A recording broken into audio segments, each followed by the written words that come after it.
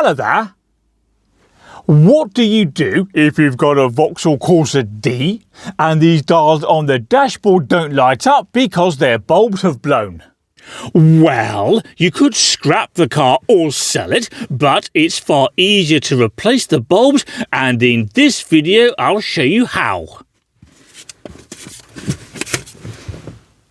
Welcome to Cars by TV. Right, let's get started. The bulbs we need to replace are immediately behind these dials. To access the bulbs, we need to remove the stereo above, and to remove the stereo, we need two keys, which by an amazing coincidence are in the glove box. These Vauxhall Corsa stereo removal keys are readily available for a modest price. I got mine from eBay for £2.19, including delivery. Now, if we look at the stereo, we can see there's a hole in the top left-hand corner. Here's a close-up. There's another hole bottom left, top right, and just for luck, bottom right, and we need to insert the keys into those holes. So here comes key number 1, which slides in just like that, and here comes key number 2. There we are. Now the keys are in place, we need to bend them outwards slightly towards the car's doors, like so, and then pull the stereo out of the dashboard. This can be a little fiddly, but come on now, stereo, don't make a fuss. Out you come. There we are.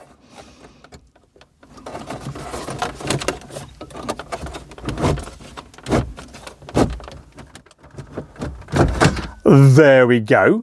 And now the stereo is free, we're going to balance it on the glove box there, which is open.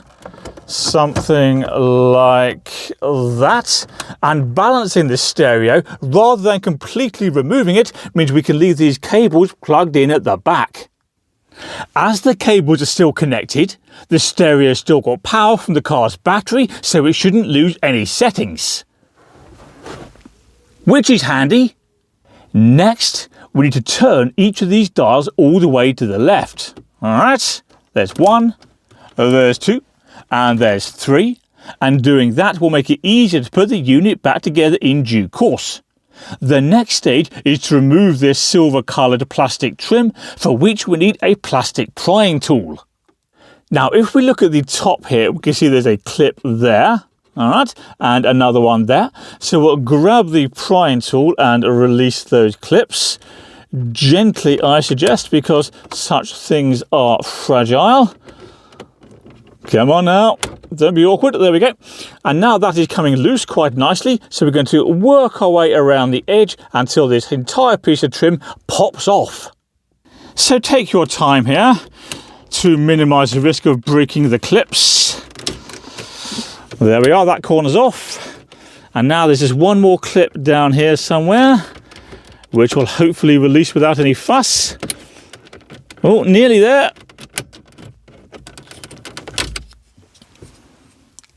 There we go. We now need to pry out this grey section, and again we're going to start at the top. So we're going to pop the prying tool between the grey section and the white. See that? Oh, that's where we find a clip that needs to be released. And again, it's just a case of go round gently, being patient, and eventually, with a little bit of jiggery-pokery, by which I mean potentially quite a lot of jiggery-pokery, the grey section will come free. And then we're on the home straight. Things get a little easier after this. Alright, we're making progress. Now be gentle here, but don't be too scared, because if the worst comes and you bust something, such things can be replaced via spare parts available on eBay. Come on now. Aha! There we go. That has been removed. Which means we can see the bulbs.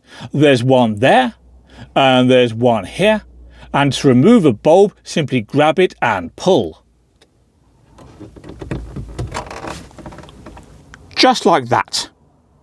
So, what type of new bulb should you purchase? Well, on my car, it's a W2W.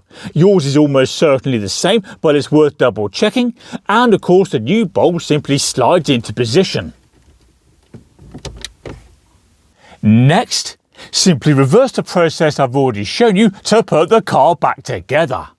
So, to reinstall the dials, make sure they're all still pointing hard left, which these three are, and then slide them into position. Right. Gently is the name of the game here.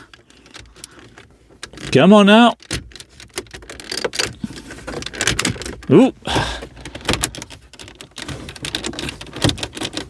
Oh, that's about right. This silver trim goes on next.